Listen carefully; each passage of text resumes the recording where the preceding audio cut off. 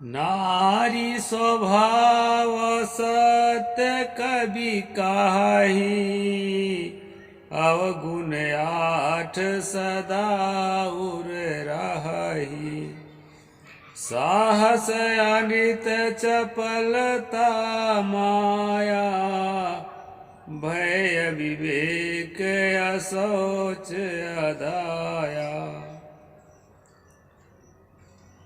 नमस्कार दोस्तों, मैं अविनाश दास रेशनल कबीर यूट्यूब चैनल में आप सबका हार्दिक स्वागत करता हूं। साथियों, यदि चैनल को सब्सक्राइब नहीं किए हैं तो सब्सक्राइब जरूर करें, शेयर करके अपने सभी साथियों तक सभी ग्रुपों में पहुंचाएं, बेल आइकन को प्रेस करें, ऑल नोटिफिकेशन ऑन रखें ताकि हर नया अपडेट आप तक पहुंच सके। साथियों, इस चैनल का उद्देश्य किसी भी जाति, धर्म, संप्रदाय या व्यक्ति विशेष को आहत पहुंचाना नहीं है। इस चैनल का उद्देश्य है दोस्तों, जन जन में तार्किक बुद्धि का संचार करना, वैज्ञानिक सोच को समाज में स्थापित करना, जो हर भारत के नागरिक के कर्तव्य है। साथियों, मैंने लंका कांड दोहा नंबर 20 के नीचे की 2 चौपाइयां आपके सामने रखी है रामचरितमानस से। ये जो है तुलसी दुबे जो द्वारा रचित रामचरितमानस की पंक्तियां हैं। इसमें लेखक ने बताने का प्रयास किया है कि महिलाओं में, नारियों में, औरतों में 8 तरह के अवगुण हर समय विद्यमान रहते हैं।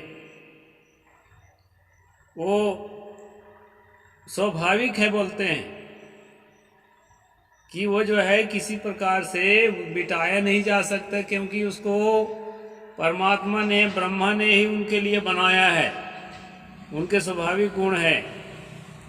नारी स्वभाव सत्य कवि कहाहि, अवगुण 8 सदा उर रहे हैं। और ये कौन कौन से अवगुण हैं? एक अवगुण है दोस्तों साहस। साहस के बारे में मैंने आपको मनुस्मृति के माध्यम से बताया था। ये साहस किसी अच्छे काम को करने के साहस के लिए साहस शब्द का प्रयोग नहीं किया गया है दोस्तों। ये जिद्दीपना और अपने गलत जो मानसिकता है उसको फॉलो करने के लिए और जिद्दीपना करने के लिए उसको इसमें साहस शब्द का प्रयोग किया है, मनु की भाषा में और तुलसी दुबे की भाषा में। इसलिए साहस को यहाँ पर दुर्गुणों में गिना गया है। साहस अनृत, अनृत का मतलब होता है दोस्तों झूठ। झूठ बोलना भी औरतों का स्वभाव है। सबसे ज्यादा औरत ही झूठ बोलती हैं, पुरुष तो झूठ बोलते ही नहीं हैं। ऐसा जो है यहाँ पर तुलसी दुबे कह रहे हैं। चपलता, चपलता का मतलब होता है चंचल चित्त, कौवे जैसा चंचल चित्त। कुछ का कुछ जो है अपने इंद्रियों के पोषण के लिए कुछ भी करने के लिए तैयार हो जाना, सोचना विचारना नहीं, इसको चपलता कहते हैं दोस्तों। माया, माया मतलब होता है धोखा देना, किसी को अंधेरे में रखना, छल कपट करना, तो इसको जो है माया कहते हैं दोस्तों। भय, अब भय भी रहता है, डर, क्योंकि जो गलत काम करेगा उसको हर समय डर बना रहता है। जैसे जो गलत धर्म है उसको हर समय ये बना हुआ है कि मेरे धर्म का नष्ट करने वाले हैं, मेरा धर्म खत्म होने वाला है, मेरे धर्म खतरे में है। ऐसा किसको लगता है दोस्तों? उसी के धर्म खतरे में लगता है जिसके धर्म में ऐसी गंदी बातों को जस्टिफाई किया गया हो। बाकी धर्मों को अपने खत्म होने का डर नहीं लगता, क्योंकि खत्म होने का काम कर रखा है। इसी प्रकार इसमें तुलसी दुबे कहता है कि महिलाओं में भय होता है, क्योंकि सारे अवगुण, सारे दुर्गुण जो है उनके अंदर पाए जाते हैं, 8 प्रकार के दुर्गुण। इसलिए उनके अंदर डर भी होता है कि कहीं इतना गड़बड़ कर रहे हैं कोई पिटाई न कर दे। और अविवेक, मतलब बिना ठीक से सोचे समझे किसी भी काम को कर बैठे। किसी भी बात को बोल बैठना, सोच समझ करके और तर्कशीलता से, तर्क बुद्धि से उसको निर्णय नहीं लेना, उचित निर्णय नहीं लेना, ये अविवेक है दोस्तों। और है अशौच। अशौच के मतलब गंदा रहना, कहीं भी हाथ मुंह मारते रहना, गंदे जगह में बैठ जाना, कैसों भी कपड़ा को शरीर में पहन लेना, खाने पीने के समय ध्यान न रखना स्वच्छता का, पवित्रता का, इसको अशौच कहते हैं दोस्तों। और अदाया, क्रूरता, निर्दयता, ये सारे अवगुण जो हैं औरतों में हर समय मौजूद होते हैं, ऐसा तुलसी दुबे का कहना है। यह राम का कहना है भी कह सकते हैं, लेकिन ये राम तो इनके द्वारा निर्मित किरदार है। हम लोग जो हैं वैचारिक लोग हैं, हम लोग लेखक के ही देन मानते हैं। तो तुलसी दुबे का कहना है। अब दोस्तों इसका हम फैक्ट चेकिंग करना चाहते हैं कि ये रामचरितमानस में ये सारी चीजें कहाँ से आई है। तुलसीदास तो वैसे विवेकवान व्यक्ति में गिनती नहीं किया गया है उनका गिनती जो है एक भावुक भक्त में किया गया है, भावना प्रधान भक्त में। तो उनके ऊपर बहुत ज़्यादा दोष नहीं जाता, क्योंकि बुद्धिजीवियों की जिम्मेदारी ज़्यादा होती है और यह एक जिम्मेदार व्यक्ति नहीं था, इसलिए इसको बहुत ज़्यादा नहीं कहा जाता। लेकिन साथियों इसका मूल संग्रह कहाँ है, कहाँ से सारी बातें आई है, इसका हम फैक्ट चेकिंग करने के लिए जाते हैं मनुस्मृति के 9वां अध्याय पर। इसका 9वां अध्याय पर जाते हैं दोस्तों, जहाँ पर मैंने छोड़ा था वहीं से फिर आपको फिर से रेगुलर कर रहा हूँ, क्योंकि अब मेरा यूट्यूब ही खास बिजनेस नहीं है दोस्तों, इसलिए खास काम जो है रोजी रोटी के काम देखना पड़ता है, इसलिए चूक जाता हूँ, क्षमा करिएगा। हर रोज़ मैं नहीं दे पाता प्रोग्राम, और चलते फिरते प्रोग्राम देता हूँ तो फिर पुस्तक का आधार छूट जाता है,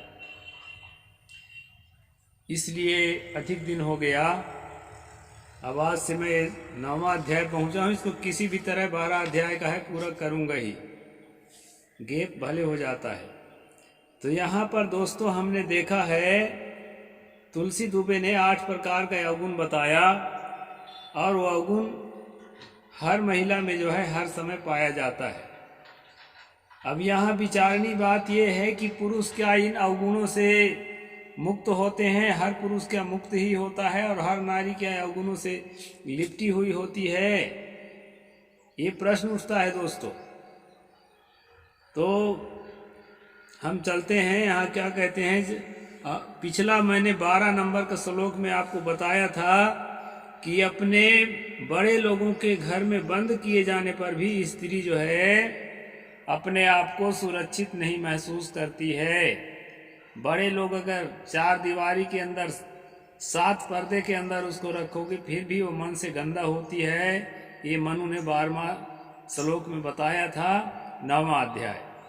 और जो है वो स्त्रियां जो है वही स्त्री ठीक ठाक रह सकती है जो अपने से भी सोचे कि मुझे ठीक ठाक रहना है।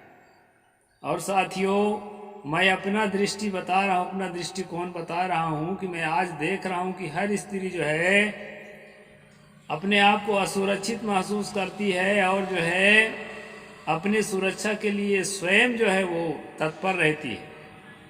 उसके साथ जो है जो अपने आप को मनु के शिष्य कहते हैं वही बदमाशी करते हैं, और बदमाशी करने वालों को प्रमोट करते हैं। इसका साक्षात उदाहरण है कि बिल्किस बानो के 11 बलात्कारियों को जेल से निकालकर जब आरती उतारा गया, मणिपुर के बेटियों के जो है सामूहिक बलात्कार करने के बाद और कई बेटियों को नंगा घुमाने के बाद भी वहाँ की सरकार और केंद्र की सरकार मूक दर्शक बन के बैठी रही और तमाशा देखते रहे, उस पर कोई एक्शन नहीं लेते रहे।